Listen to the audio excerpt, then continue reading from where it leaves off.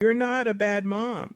You're a wounded child raising one. What if I told you that the moment you lost it on your kid last week had nothing to do with your kid? The rage, the shutdown, the guilt spiral after, that wasn't a parenting failure. That was a 5-year-old version of you, terrified, running the show. Stay with me, because what I'm about to share changed how I parent, how I talk to myself, and honestly, how I sleep at night. Motherhood has this cruel little trick it plays on you.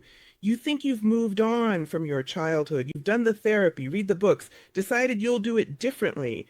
And then your kid has a meltdown in the cereal aisle, or rolls their eyes at you, or cries in a way you can't fix, and something ancient wakes up inside you. Suddenly you're not a grown woman anymore. You're small, you're panicked, you're angry in a way that feels way too big for the moment. That's your inner child. And she's been waiting a long time for you to notice her. Here's what trauma-informed therapists are now saying, and this stopped me cold when I first heard it. Your triggers are not your enemy. They're a map. Every time your child's behavior sends you into fight, flight, or freeze, that's information. Ask yourself, does this remind me of how old do I feel right now? Because when a toddler's tantrum makes you feel rage out of nowhere, chances are you were never allowed to have a tantrum.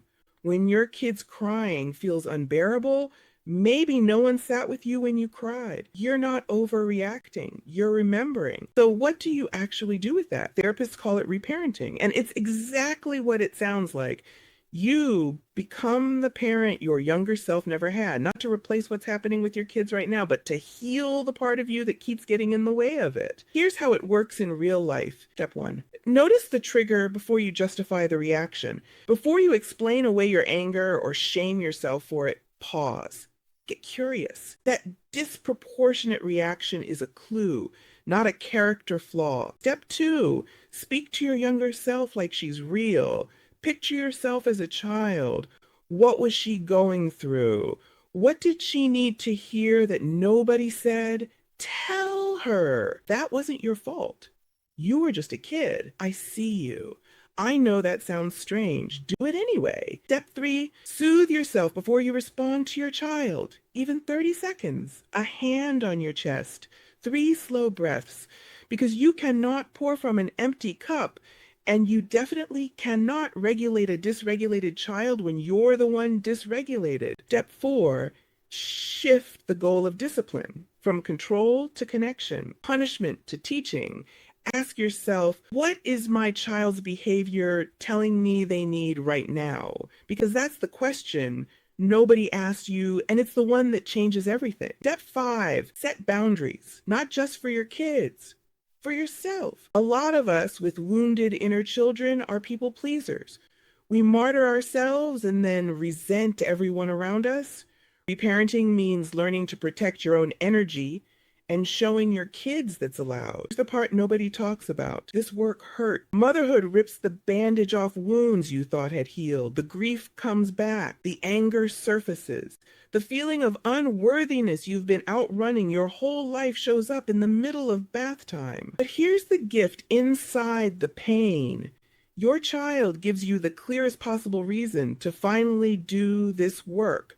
Not for a therapist, not for a journal, for the little face looking up at you, learning what emotions are safe, what love looks like, what they deserve. Goal isn't to become a perfect, gentle parent. It's to become an honest one, regulated enough most of the time to be a safe place for them, while finally being a safe place for yourself. So if you lost it this week, if you yelled and then cried in the bathroom afterward, you're not broken. You're in the middle of something really important. Notice it. Soften it. Choose differently next time. That's the whole practice. If this resonated with you, I made a guide that walks you through this step by step. I'll link it below. And tell me in the comments, what childhood wound does parenting keep poking for you? Because you are not alone in this. Not even close. If you're feeling overwhelmed, I made something for you. Grab my free Calm in the Chaos guide, link in bio.